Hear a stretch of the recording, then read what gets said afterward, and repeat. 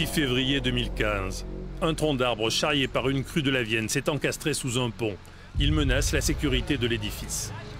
Pour découper l'arbre et dégager le cours de la rivière, c'est une équipe spécialisée des pompiers de Limoges, suspendue au filin d'une grue, qui intervient.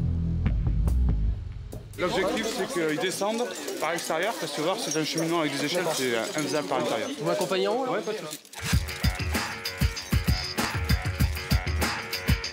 Cette équipe, c'est celle du groupe de reconnaissance et d'intervention en milieu périlleux, le GRIMP. Des hommes et des femmes rompus à toutes les techniques d'escalade. Aujourd'hui, l'entraînement se passe à 60 mètres de hauteur. Un ouvrier a fait un malaise dans le clocher de l'église Saint-Michel à Limoges. Impossible de le descendre par l'escalier. Il faut l'évacuer par la paroi extérieure de l'église. Moi? Oh ouais. Je parle, on se rejoint là-bas? Première étape, sécuriser le site. Il faut trouver des points d'ancrage solides pour supporter le poids de la victime et des membres de l'équipe. En cas de chute, chaque corde doit pouvoir supporter un choc équivalent à un poids de 2 tonnes. Donc celle-ci pas trop tendue. Ça marche?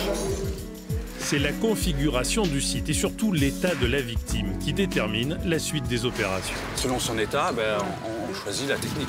Des fois, on va privilégier peut-être la rapidité de descendre parce que son état fait qu'il faut rapidement l'évacuer. Et dans d'autres cas, on pourra prendre un peu plus de temps pour sécuriser et son confort au maximum.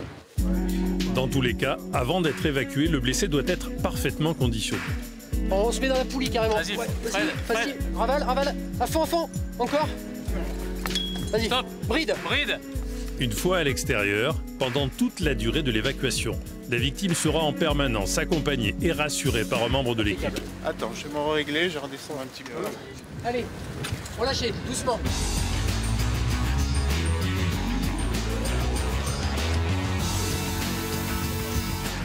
Les hommes du GRIMP doivent installer leur dispositif et évacuer leurs blessés en un minimum de temps avec un maximum de sécurité.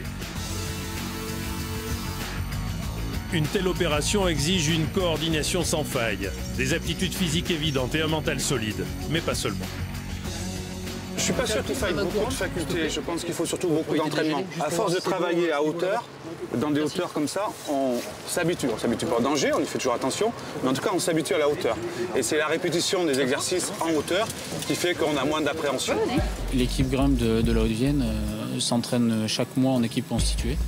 Et pour essayer d'être le plus performant possible et essayer de faire des exercices se rapprochant le plus possible de la réalité. Allez, go! Les membres du GRIMP interviennent en hauteur, mais aussi en milieu souterrain, sur tous les sites de la région où ils pourraient être appelés. Des immeubles, des monuments, des sites naturels, des usines ou des grues de chantier.